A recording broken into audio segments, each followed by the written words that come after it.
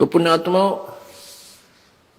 आपको परमात्मा अगर उचित समझेगा तो अवश्य संतान देगा, और ऐसी प्यारी संतान देगा कि वो आपको दुखी नहीं करेगी।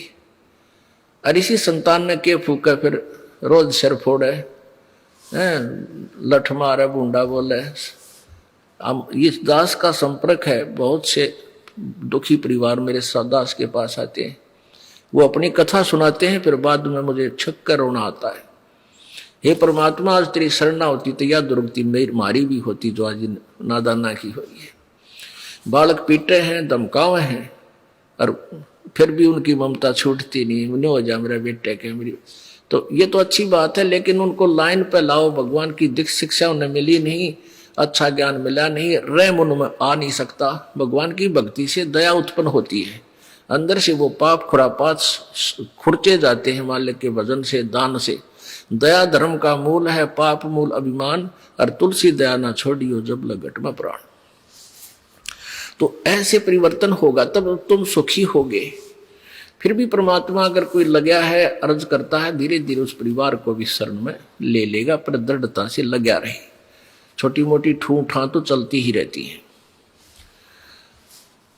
तो ऐसे हम परमात्मा यही बताना चाहते हैं कि मालिक एक, अब जैसे कहते हैं, कहावत है, कथा सुना करते हैं बालक में, बचपन में,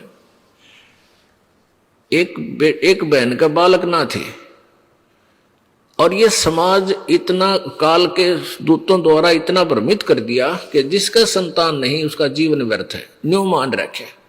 और संत न्यू कहते हैं, उस जैसा सुखी पृथ्वी पर नहीं, जब वो नाम ले रहा होता है, बिना नाम आड़ा तो वो भी दुखी है, वो भी व्यर्थ है उसका जीवन।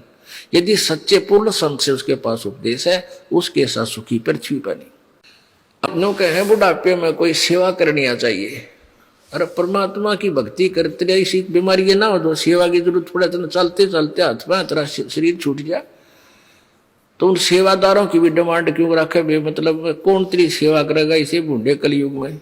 और मान लीजिए किसी के बेटा बेटी पुत्र वधु भागवान आ गई, पिछले संस्कार में कोई दया भाव है उनमें, और आप कहोगी कैंसर, वो आपको नवा दवा सकते हैं, दवाई दवा सकते हैं, समय पर आपका आहार चाह पानी दे सकते हैं, पर वह चीज कैंसर की तो तन्ने भोगनी पड़ेगी।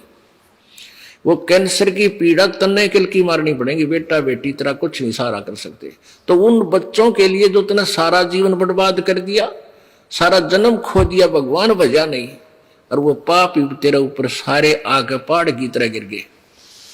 अब वो अच्छे बच्चे भी हैं, बताओ के सेवा करेंगे? तेरी अच्छी आत्मा होंगी, बैठकर रो लेंगे अपने पिता के पास, माँ के पास, कि हमारे माता पिता बहुत दुखी, कैंसर होगी इनके।